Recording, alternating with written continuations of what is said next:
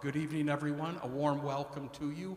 And for those of you who are watching via the live stream, a warm welcome to you too tonight, or if you happen to be catching this at a later time.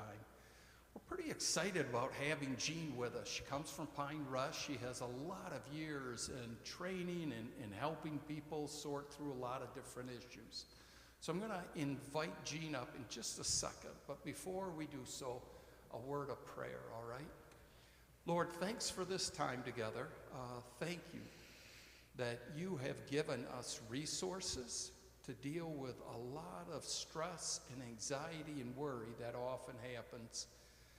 We are a people who are told in your Bible, do not worry, and yet we find that a challenge. And it is good to have people around us who can sort through that challenge and help us navigate it. So we ask a blessing on our time together. May it be productive and fruitful, and Lord, may it honor you. We pray this in Christ's name. Amen. So Jean, hold tight. I'm going to ask you to come right up here. Yep. And you have your mic, and I think it's on. I think so. Yep. Perfect. He tells me I have to stand between the marks, so I'll try not to wander too much. But you guys are awful far away from me when I do that. So, no, that's okay. So I'm Jean Holthouse, and I am a therapist. I'm a therapist, a manager, and a regional director at Pine Rest. They keep adding titles behind me, and somehow I never let go of things. I think that's another presentation on boundaries, probably. But tonight we're going to talk about anxiety. I've been a therapist for 28 years, and before that I was a teacher for 10. So if you do the math, my kids are probably right when they say that I'm older than dirt itself. All right, I tell them that's partly their fault. I have a 31 and a 33-year-old, and they show up in some of my stories, so I always introduce them ahead of time. And in the back, just so that I don't forget to tell you, are some kind of resources that Pine Rest publishes that are written in everyday language about depression and anxiety, and I brought both of them because oftentimes these two things intermingle, and it's hard to tell which is which sometimes.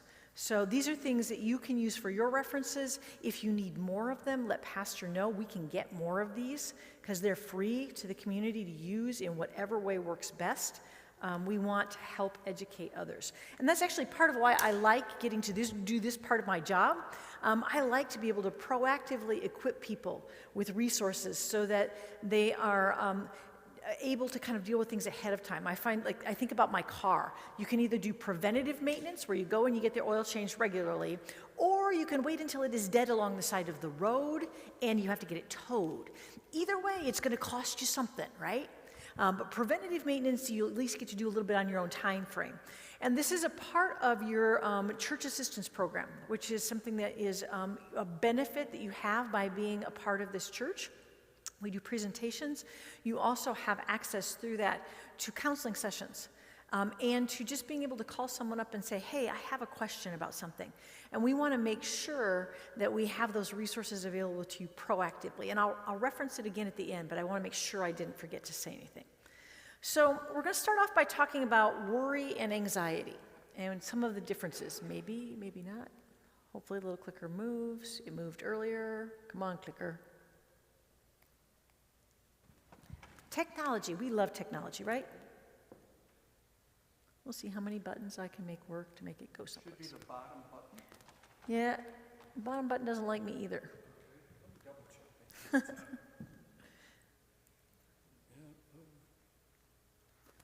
There we go, okay. See, it just takes the right touch. All right, so part of the reason that we have difficulty with the word anxiety is because we use the exact same word to describe something that's healthy and a part of how God wired us up and created us to be, as we do to describe something that's unhealthy and sometimes a debilitating illness. So I want you to think about it this way. If we use the exact same word to describe, if we use the word diabetes, and it described that feeling you have after you have eaten that entire piece of Cheesecake Factory cheesecake all by yourself, and it also described a debilitating illness where if I don't get insulin right now, I will die. That would be really confusing for people, wouldn't it? Right? We would not do that because we know it doesn't work. And yet the word anxious or anxiety is used to describe something that's healthy and God-given and an illness. Right? And so we're going to have to look at what is the difference. And that's how we're going to start, is what's the difference between the healthy and the unhealthy. Okay, I'm going to have him advance my slides every time I think, aren't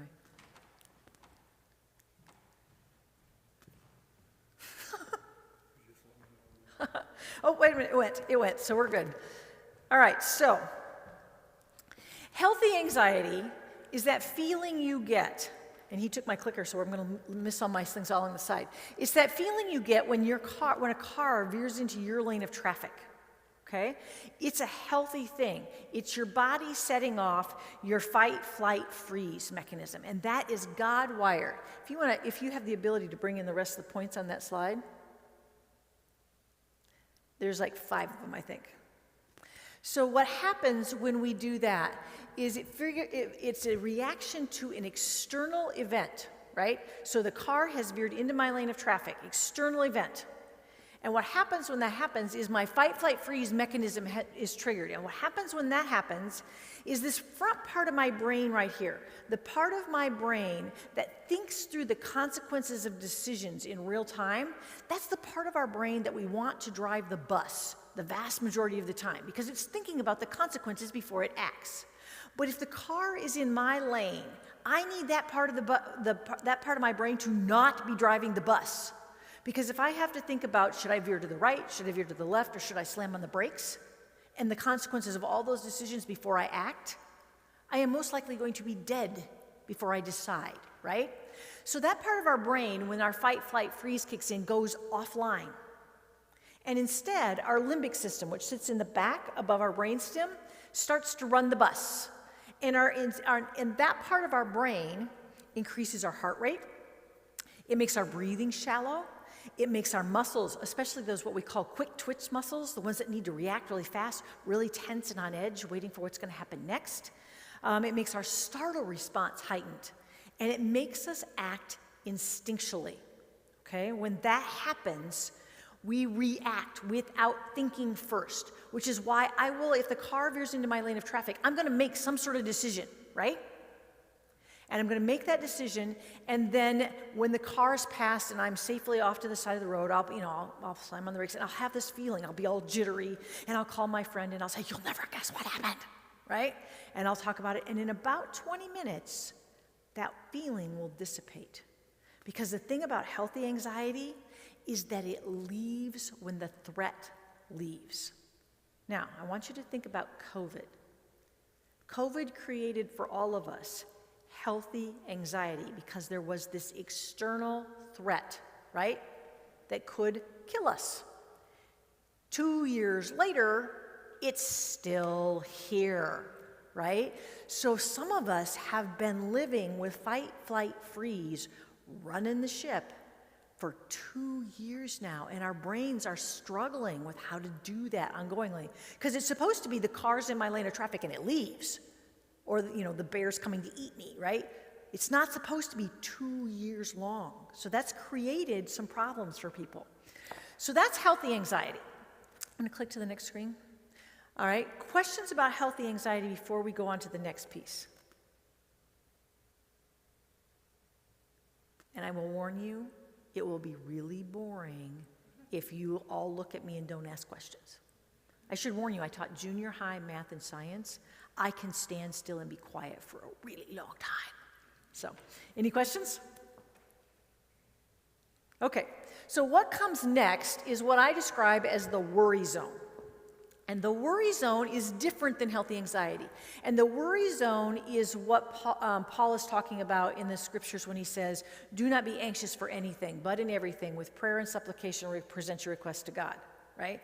He's not talking about healthy anxiety there. He is talking about worry. And worry is different than healthy anxiety in some ways.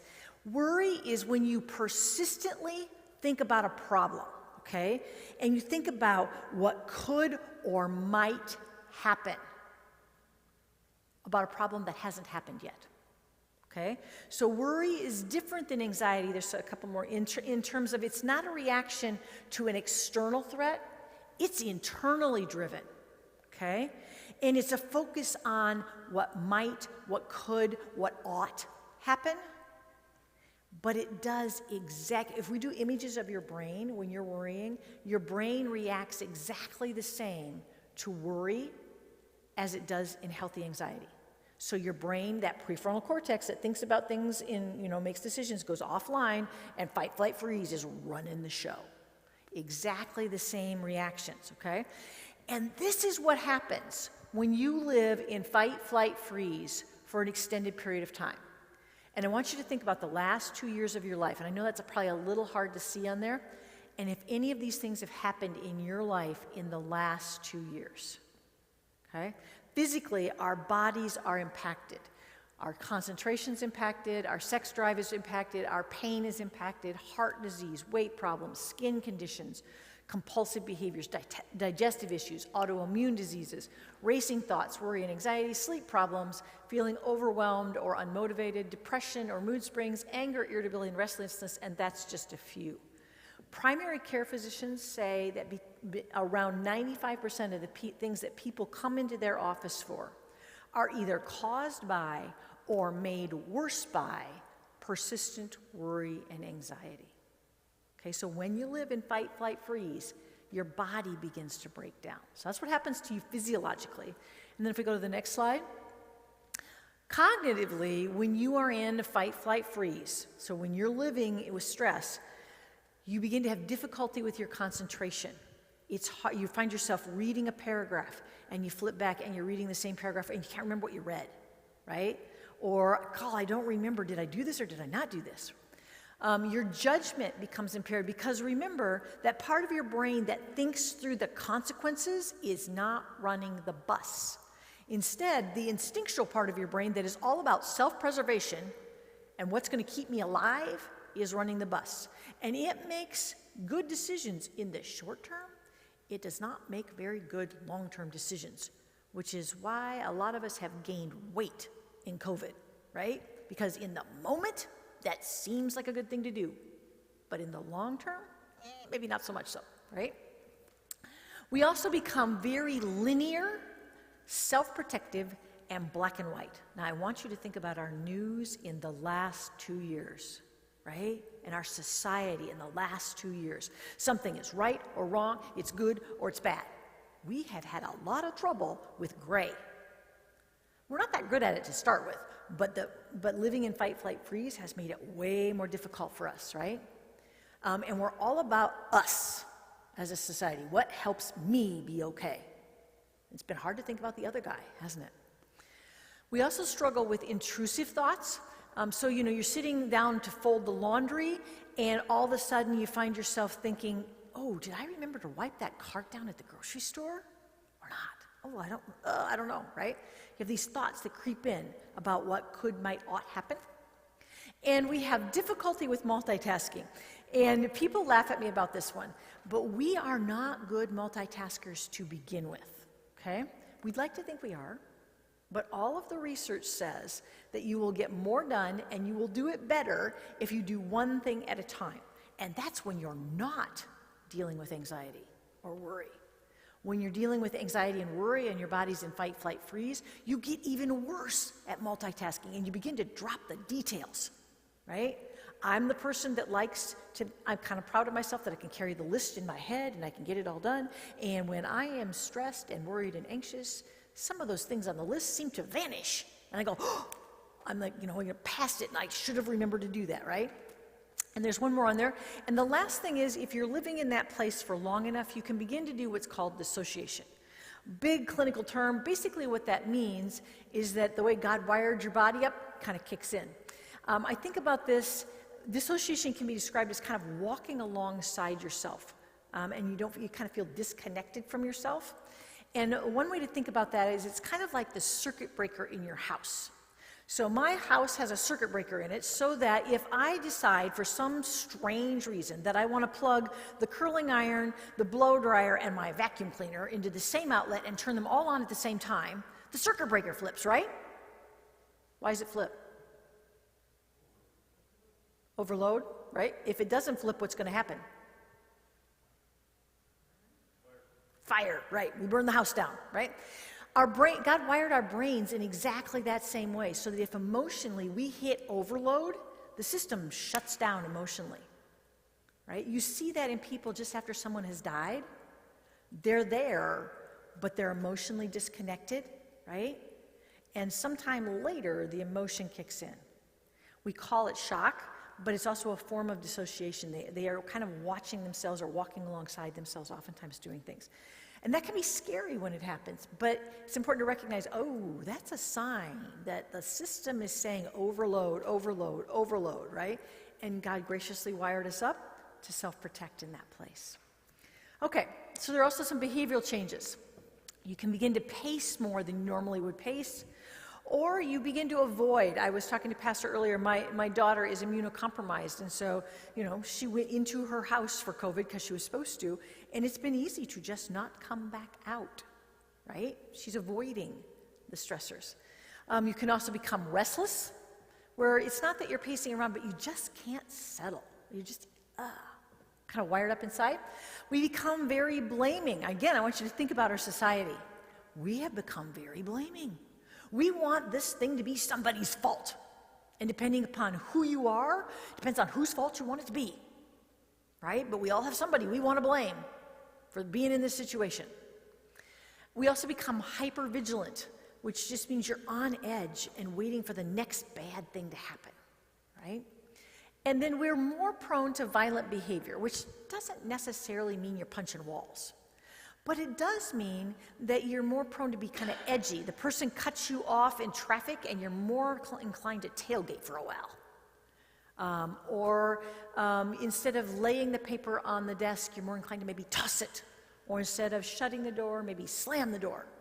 Right? You're just on edge and you've got less space where you normally would tolerate some things. Now you don't have that same tolerance for that. So that's what happens with worry and anxiety over time. Okay, and I want you to get that worry and anxiety cause the same problems in the body. The difference is healthy anxiety goes away when the stressor goes away. Worry is a habit that you develop. I have people that come into my office for counseling, they say, oh, I was just born a worrier.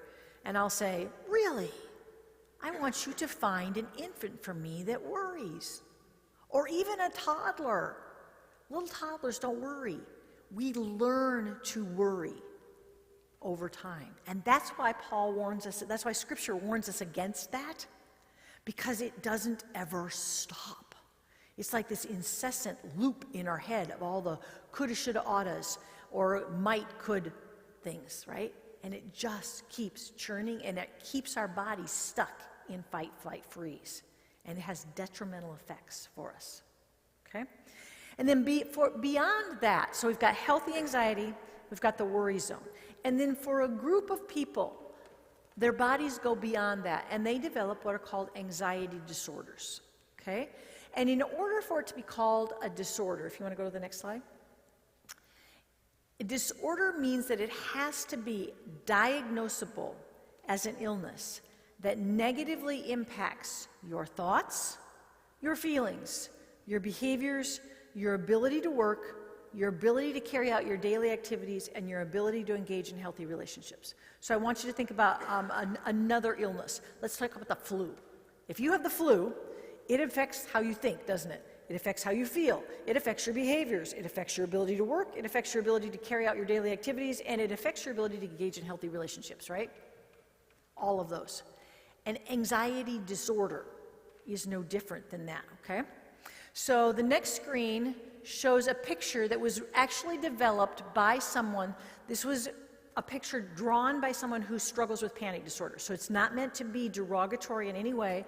She drew this, and she drew it so that people would have an understanding of what it's like to live with a panic disorder. Because what's true of people with anxiety disorders is oftentimes externally they look like this, but internally they feel like that. That's what's going on inside. And so there's this disconnect between the two, okay? One of my children struggles with panic disorder. And this child can look perfectly calm externally, and yet when talking to me will describe these things. And it's hard to believe them because they look okay. But internally, this is what's happening for them, okay? So 40 million adults, so this is just 18 and above. This is not counting children and adolescents. 40 million adults in the United States, and these are pre-COVID numbers, every year met the criteria for a diagnosable anxiety disorder. And there are specific criteria that had to be met for them, okay? And yet only 36% of them get treatment. Okay, so again, I want you to think about diabetes. If we had 40 million adults that met the criteria for type 1 diabetes, and we were only treating 36% of them, we would call that a health crisis, wouldn't we? And yet that's what happens with anxiety. So what happens with an anxiety disorder is your body is either chronically, for no reason at all, out of nowhere, living in fight, flight, freeze, or it's unexpectedly going there for no reason. So you wake up in the middle of the night with a panic attack, or you're driving down the road and all of a sudden you have a panic attack, right? Or you're living ongoingly with your body keyed up and wired and on edge, and you can't make it stop. That's an anxiety disorder. Okay, so we've talked about healthy anxiety, the worry zone, and anxiety disorders. Questions you have so far? Because I'm sure I have not been that clear.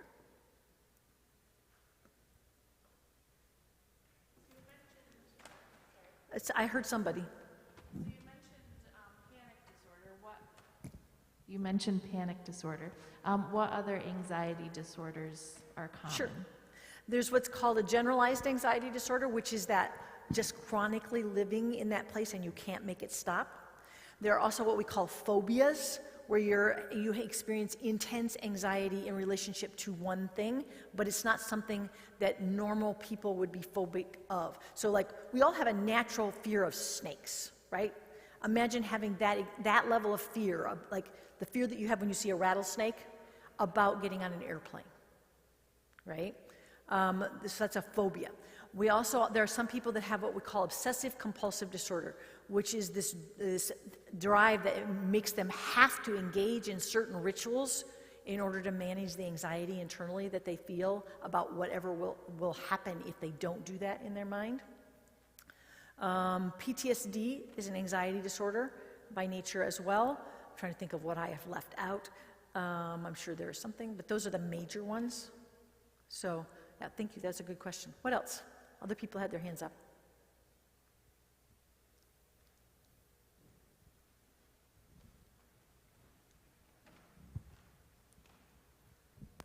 I'm thinking about the healthy anxiety and then moving into the worry zone.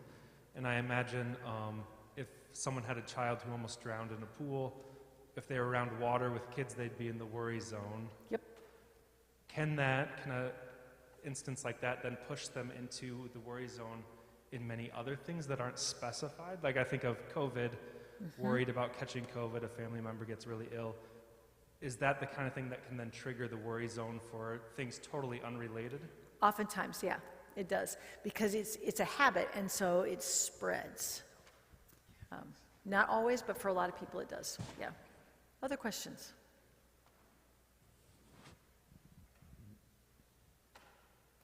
And oftentimes things in the worry zone, he talked about someone that had a child that almost died in a pool. It started as something that was really, I mean, if you've had that happen, that's going to be healthy anxiety. But then the trying to make sure it doesn't happen again spins it into the worry zone, right? That place where instead of trusting God, we try to play God. And I will say I'm like the chief of sinners about that one, by the way. Other questions people have? Yeah. I'm just wondering, when you have something like this pandemic that we've been dealing with for 2 years, do some people find that their threshold for being in that short-term worry zone, that sort of can be longer, or do most people tumble right into having the sort of more, that long-term worry? Different people have different reactions to it. So if you look at our society overall, there's a group of people that have become much more anxious because of it. And there's a group of people that have said, I can't control it, so I might just as well do whatever, right? And they've actually become, in some ways, disinhibited by it. You can go to either ditch that way. So yeah.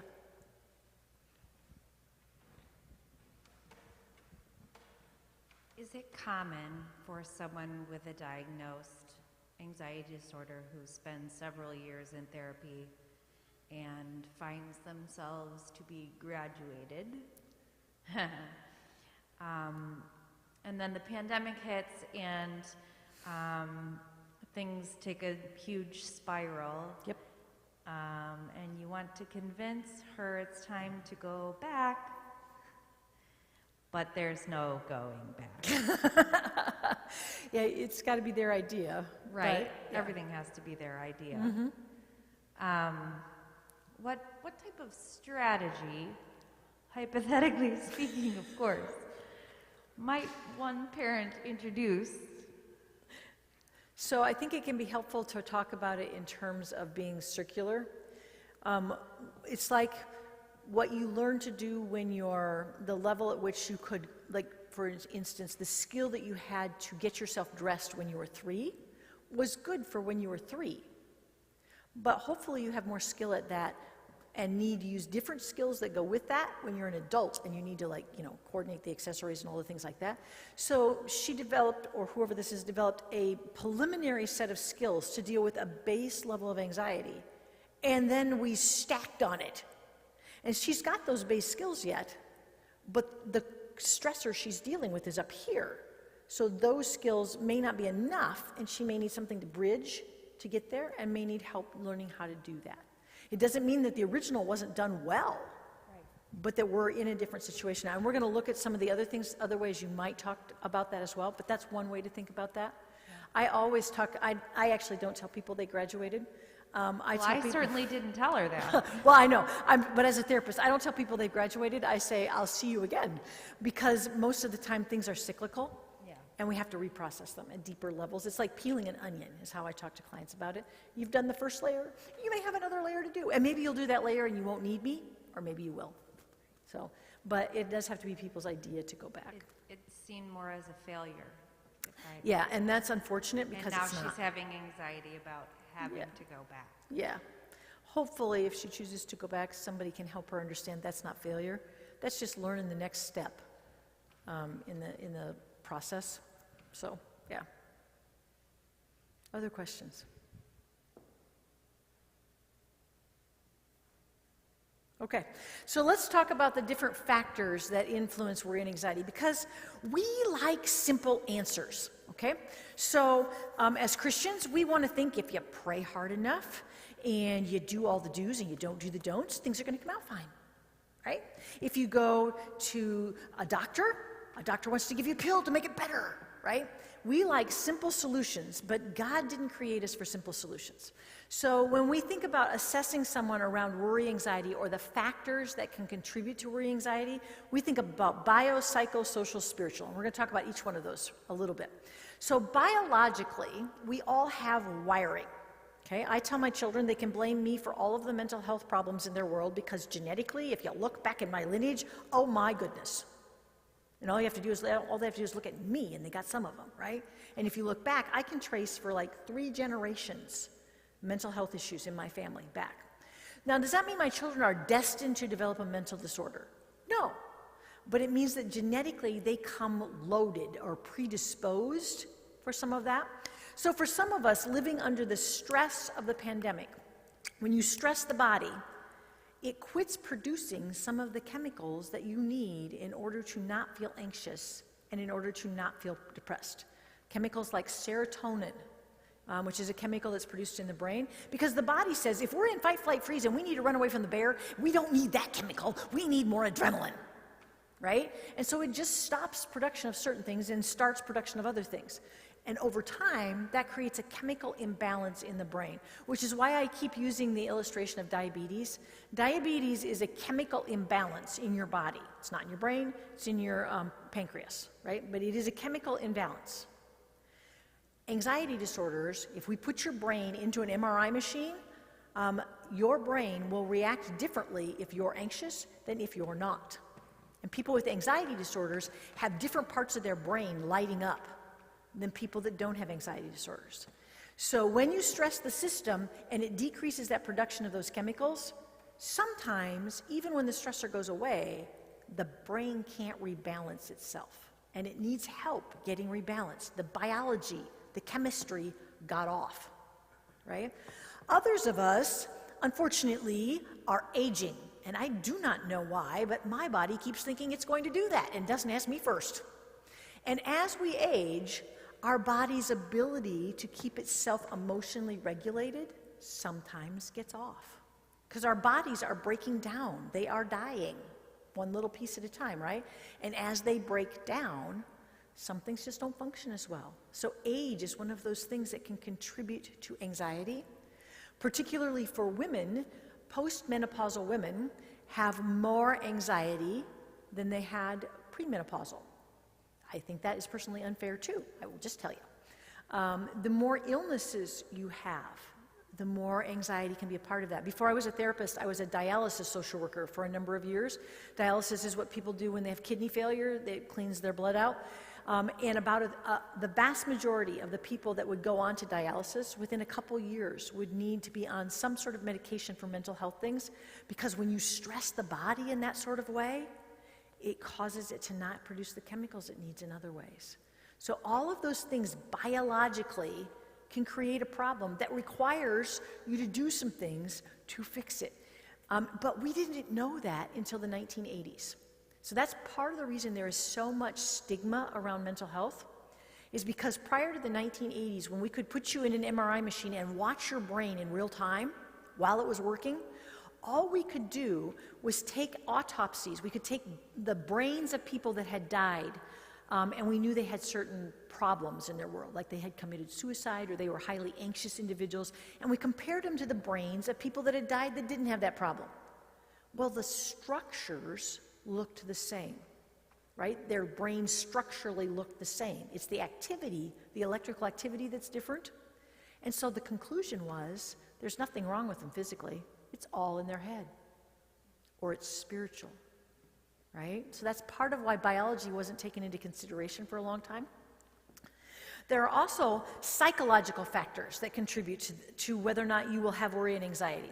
If you are a person that grew up in an environment that taught you that you are a competent individual and other people are there for you, you'll struggle less with worry and anxiety than if you're a person who grew up in an environment that taught you that you were not a competent individual, or other people were not going to be there for you. They were going to let you down, or maybe be out to get you, even worse, right?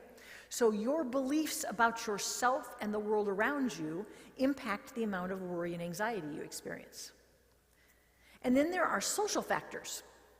If you grow up in a part of the city that is basically safe, you have enough money to buy groceries and you know you're going to have food every day, you have two parents who treat you with dignity and respect, you're going to have less of a chance of developing an anxiety disorder or dealing with worry and anxiety than if you grow up in a part of the city where there is violence that occurs randomly. There are drive-by shootings.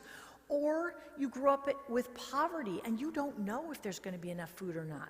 Or you grow up with parents who some days are loving and other days they hit you, right? Your social environment impacts the level of anxiety you experience and the level of worry you have as well. And then the last one is spiritual. So if you grow up to believe that God was someone who was for you, cared about you, not just believed, but believed, okay? Because we all know the right Christian answers. We learned those, right? But if your belief system, like your lived beliefs, where that God and your experience is of a God who loves you, a God who is for you, a God who catches you when you're falling, right? That creates, and a God that can be counted on, that creates less worry and anxiety than if you grow up with an image of God is kind of up there waiting for you to mess it up. And he really, he loves you, but oh my goodness, he really doesn't like you all that much, okay? When I first, part of becoming a therapist is you have to go to therapy. Great time, let me tell you. But what I said to my therapist when I first started seeing my therapist was, well, God loves me, but he didn't like me very much. And that was truly what I believed. Like, he loved me because he had to, but he really didn't like me because I messed up a lot, right? If you have that sort of an image of God, it's going to affect the amount of anxiety you're experiencing, right? So if you take my very first Bible, all the do's and don'ts are highlighted, none of the verses about how much he loved me. Because I was convinced all he cared about was whether or not I did it right or wrong, and I could not get it all right, no matter how hard I tried. Now, that had nothing to do with salvation. That was how I was just living it out. And I would never have told you those things, but it was my experience of them. So all of those things together influence the amount of anxiety we experience. So let's talk about how we manage it. Some skills to manage worry and anxiety. We're going to talk about 3 things. We're going to talk about how you live in the present moment, how you let go of judgments, and how you begin to view yourself as more competent. We're going to talk about all 3 of those. Before we talk about them, questions about anything so far, though, because I covered the biopsychosocial model and didn't ask questions about it. All made perfect sense, right? Okay, we'll keep going then. All right, so let's look at living in the present moment. We need the next slide to do that. Okay, so living in the present moment means that place of being aware of exactly where you are right now, okay? The buzzword for it right now is mindfulness, but mindfulness has also been taken over by Eastern religion, but God had it first, okay? They took it and corrupted it, but God had it first. It's that place of being very, very aware of where you are right now and the moment you're in right now. Okay? Being able to take that moment in, let go of past moments, and not borrow future moments. And the way you do that, there's about 4 more clicks on this one, is 2nd grade science class. If you can't see it, see it, hear it, feel it, touch it, or taste it, it's not in the present moment. So it's a great way to make yourself aware of how in the present moment you are. Worry is never about the present moment. It is either about some future moment or the past moment, okay? And I love the Israelites. The Israelites teach me lots and lots of things. God uses them in my life a lot. So when the Israelites are in the desert and they're wandering around, God tells them they get manna, right? And that they can go out every day and they can gather enough for that day. But the Israelites, like me, I would make a good Israelite, let me tell you. They are like, yeah, I don't know about that, right? So they collect stuff for tomorrow, too. And how does that work for them? Not so hot, right? It rots, right? He gives us what we need for the moment we're in. He never gives us what we need for future moments until we get there. And so when we take what he's given us for this moment and we try to apply it to some future moment, we are always going to be overwhelmed and feel like we don't have enough, right? So that's why he tells us not to worry, is because he hasn't given us what we need for that. He'll give it to us when we get there, okay? So we're going to, we can go back a slide. We're going to practice this one in a minute. So I want you to pick a place to look and don't stare at somebody else, okay? But don't close your eyes either, and we're going to practice. So from that place, I want you to name to yourself 5 things you can see.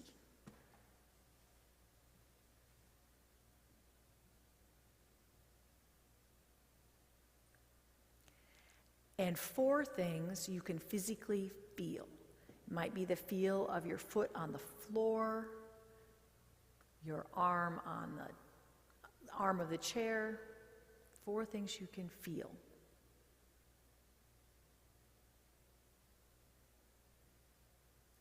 And then 3 things you can hear. And one of them's a gimme because you can hear my voice.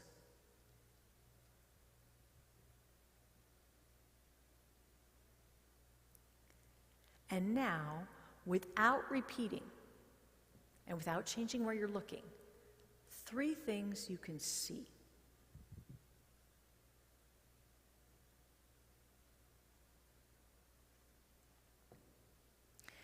And 2 things you can physically feel.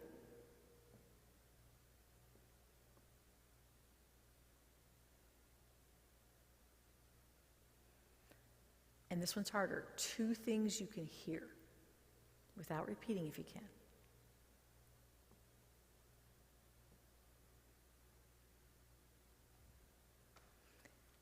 And now 1 thing you can see.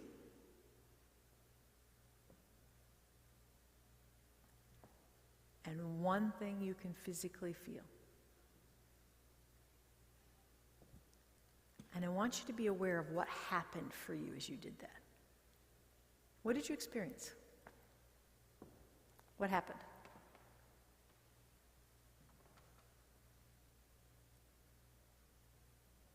Nobody had anything happen?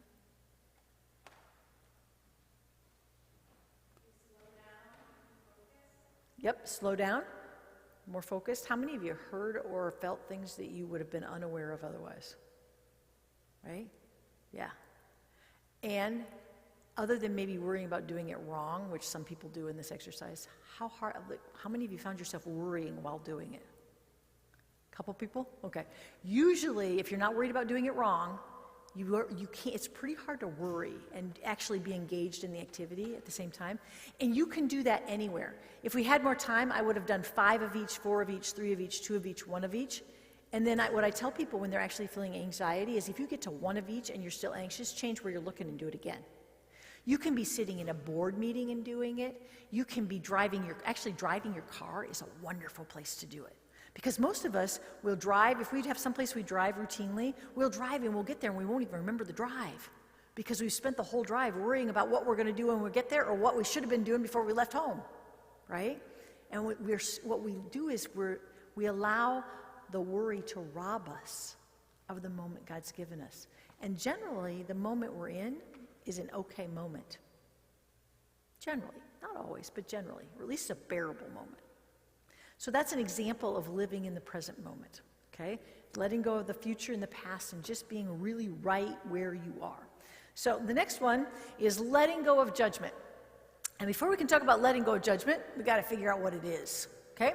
Judgment is when you take an opinion, a feeling, or a belief, and you turn those things into facts. Absolutely, positively nothing wrong with having opinions, beliefs, and feelings. Okay? But having them does not make them facts. The example I use that a lot of people, that I use it because it kind of works with most people, is people will say things like, I'm so fat. Okay? Now, that may be a belief, might be an opinion, but fat is not a fact. Okay? The facts are, I weigh X on the scale. It might also be a fact that my doctor has said that amount of weight is difficult for my knees and is going to cause them to wear out, right? Those things, but think about the emotional load of I'm so fat versus I weigh X, or my doctor says that weighing this amount is going to put stress on my knees, make it difficult, or make me unhealthy, right? They don't come with the same load, do they? Absolutely nothing wrong with having those opinions, feelings, and beliefs as long as we don't turn them into facts. And in particular, I want to talk about feelings. Feeling something does not make it a fact, okay? I feel like they're talking about me because they're looking at me does not make it a fact that they're talking about me. But we turn our feelings into facts a lot. Okay, so let's look at what to do with judgments.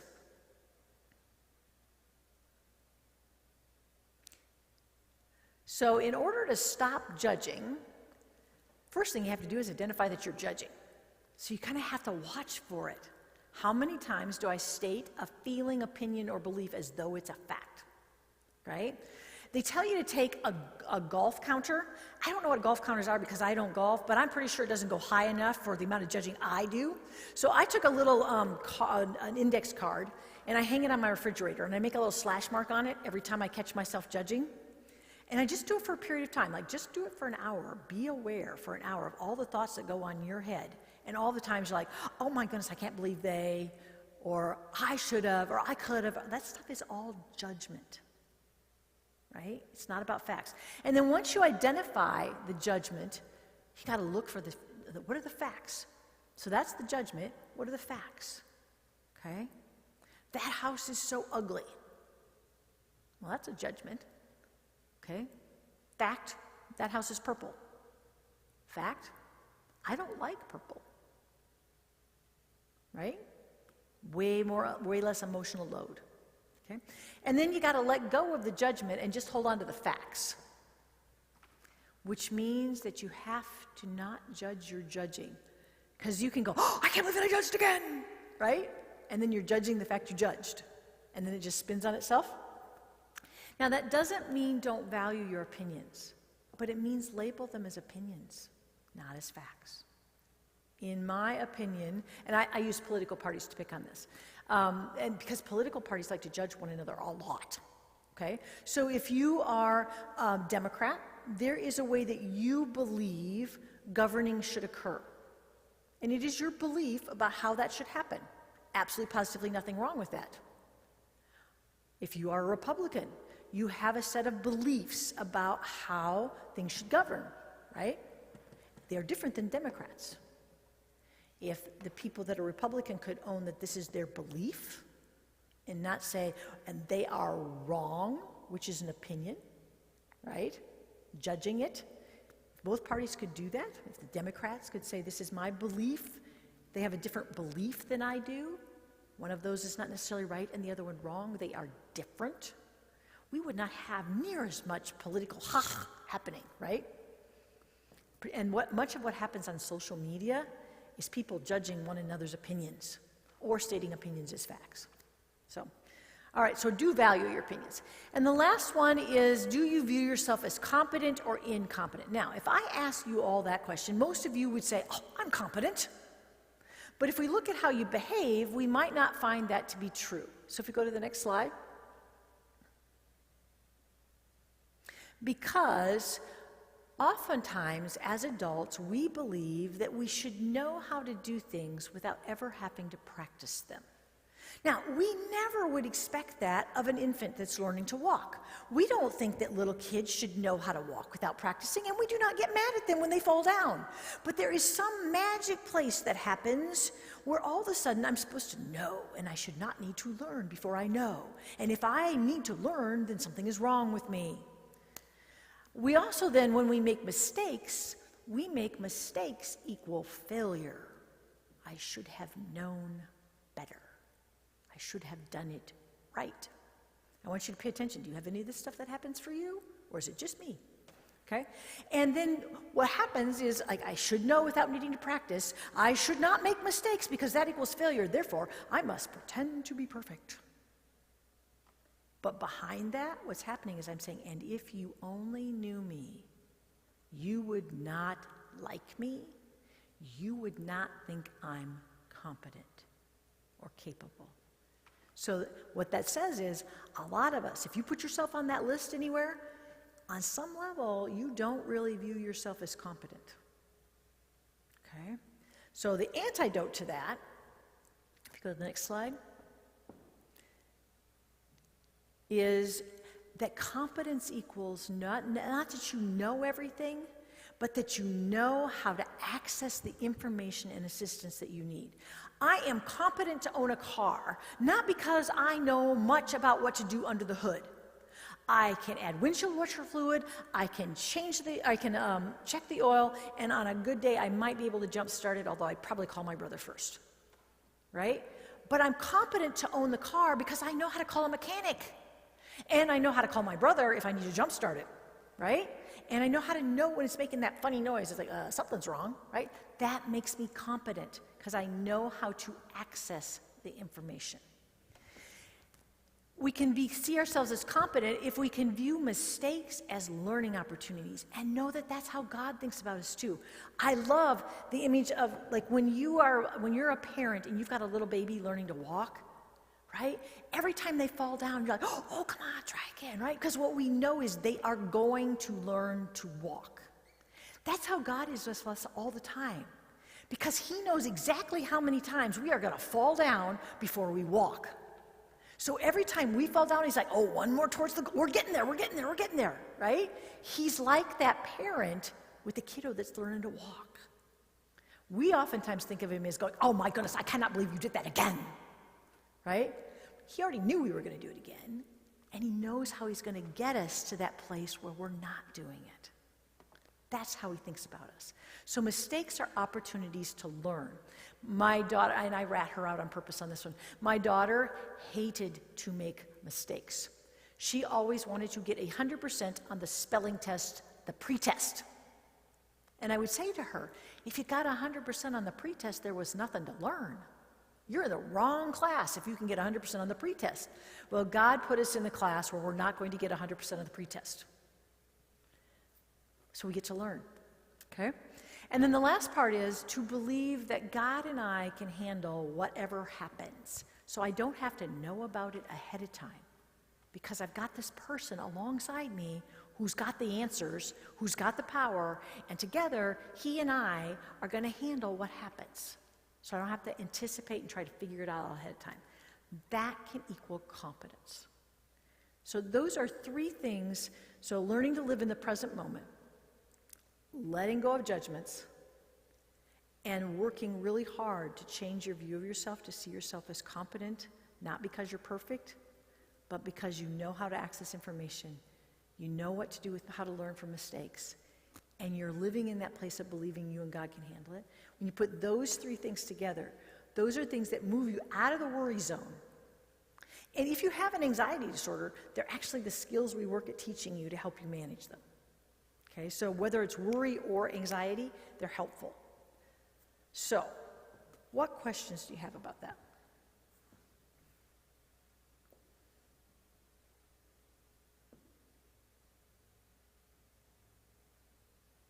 Or anything else related to anxiety? Yeah. The thing about judgment that I find in my own life is if I judge others, it will make me feel more confident. And so that's a false no-nonsense, but it's interesting to hear you explain it and then to think how I can twist that to make me feel confident. But it only makes you feel competent temporarily, because if you're judging others, your assumption is they're judging you too. Yeah, but if you keep judging, you just keep Well, you can do that. It does. Part of the reason we want to judge is we want a hierarchy.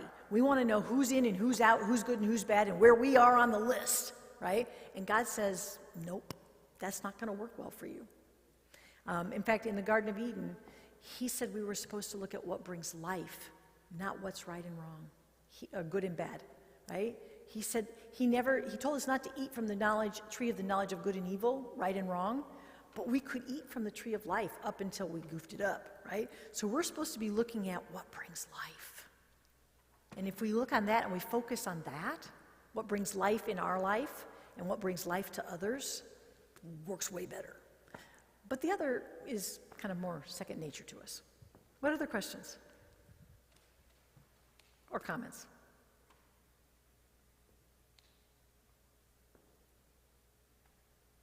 I'll make one more. Yep. The idea of God and I can handle it works if I can bring God into the present moment. Yes. And that's another thing I'll struggle with. I'll compartmentalize the present moment without God. Yeah. And we have to practice that when we're not stressed. I love Brother Lawrence talks about there's actually you can find it. It's a PDF. It's public access at this point in time. But he talks about being aware of God's presence in every activity that you do. So his job was to wash dishes, which that is not a fun job. And he would practice being aware of God as he was washing the dishes, that God was there. I'm going to lose his name. The guy that wrote the Ragamuffin Gospel, whose name is escaping me this moment. Brennan Manning, yes. Talks about using your breath as a way to be aware of God's presence, that as you breathe in, I watched him do this. He said, as you breathe in, you say, Abba, or Daddy, and as you breathe out, I belong to you. As a way of bringing God into, and like being aware of him in this present moment.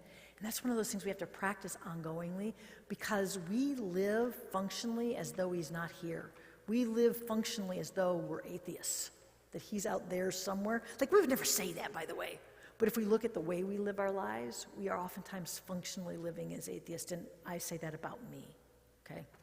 So that's an excellent point. Other questions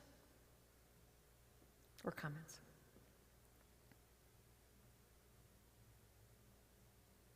Yeah. I was going to ask, is there a way to interact with social media that does not cause anxiety or judgment?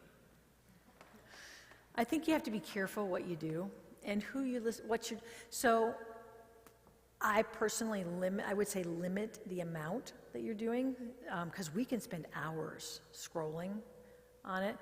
Limit how much you do. Another thing to be aware of is even the news that you take in, your brain can't tell the difference between if you watched it or if it happened to you. So being aware of how much you're taking in and how often, and then when you're doing it, recognizing these are people's opinions. They're entitled to their opinion. They are not asking me to change their mind. These are people's opinions. They're entitled to their opinion. They're not asking me to change their mind. Because what people post, the vast majority of time, they're not asking for you to have they don't want their mind changed. They just want you to know what they're thinking. Right? Now, they may also want you to think they're right. You don't have to join them there, right? So be careful about engaging in those battles to try to prove you're right, unless I had a wonderful pastor that said to me, he said this about parenting. He said that when you offer advice when it's unsolicited, it is received as critique, and that doesn't go well. So I use that kind of as I'm thinking about social media. Unless they're asking for feedback, they really don't want your feedback, right? They just want you to know what they think. So that can be helpful. But limiting how much, particularly for adolescents and children, is really important. We were discovering it actually changes brain's chemistry when they spend a lot of time on screens. So, other things. Yeah.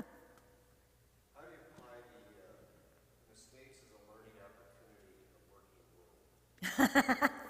It's still a learning opportunity. Well, this is true, but it's actually there's probably more grace than you think there is sometimes.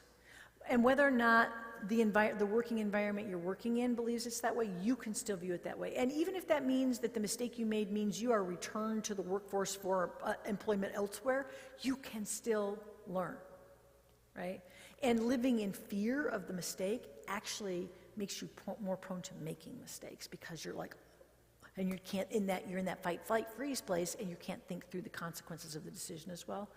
But, I mean, I live in a world where there's litigation, so there are some things you have to be more careful of than others, but it's still a learning opportunity. That can still be your overall mindset, but you're right, there are people that are not going to view it that way, and you can't change their mind about it. And they may return you to the workforce and not have you work for them. So, the marketplace, not the workforce, sorry. Other questions? Yeah. So, if we have a person in our household that are struggling and going through, maybe having some anxious moment, what's a good way that we can kind of invite them into this process? You bet. That's great, and I'm glad you asked that because I forget. So when you go back to the biopsychosocial spiritual, someone who is not all that interested in being told they're anxious, but you're worried about them, one of the ways in is to ask them to go get a physical. Just say, you know what, I'm worried you seem more anxious than normal. I'm worried something might be physically wrong. Because there are a lot of things that mimic anxiety and depression that aren't. If your thyroid is off, if it's high, you're going to look anxious. If it's low, you're going to look depressed. And so asking them to get a physical and be honest about what they've been experiencing is a way to start the conversation. Because if a doctor looks at them and says, I don't think there's anything wrong with your thyroid, I don't think there's anything wrong with this, but I think you might have some anxiety. That doesn't mean they have to take medication, but it means that somebody besides you has said it. You can also just say, you know what, I don't know how anybody lives through a pandemic and doesn't have some anxiety, but if you leave it, it will continue to spiral. If you can learn some skills. And I've had a lot of conversations with people about the fact that our environment in the last couple of years has outstripped most of our skills. Most of us have to learn new skills to manage anxiety. I'm a therapist. I still had to learn new skills to manage anxiety, right? So for many of us, we need to shore those up, strengthen them, or learn some new skills because of that.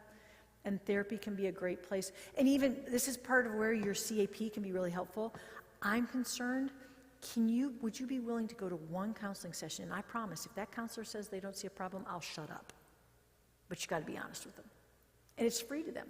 And you just say, hey, would you go check with an expert? Because I might be incredibly wrong. But I need somebody to say I'm wrong besides just me, because I care about you. And if I'm not wrong, I don't want anything bad happening. Those are ways you can kind of go at it from different angles. Okay, we're close to the end.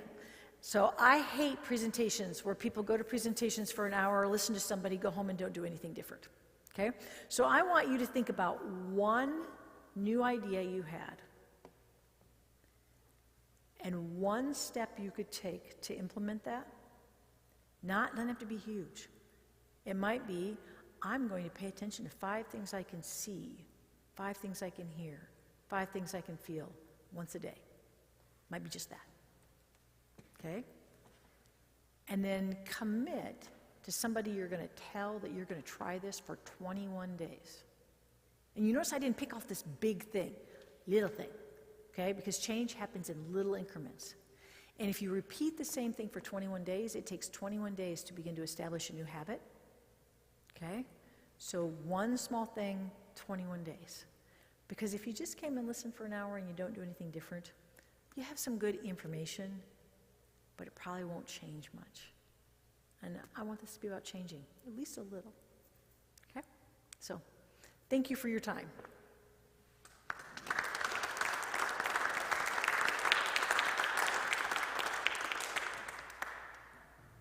Jean, thank you so much. That Yep. was really helpful for us. Good. We have another presentation that explains our whole CAP program. It's on our YouTube channel, so if you were ever wondering about that, you could go to that.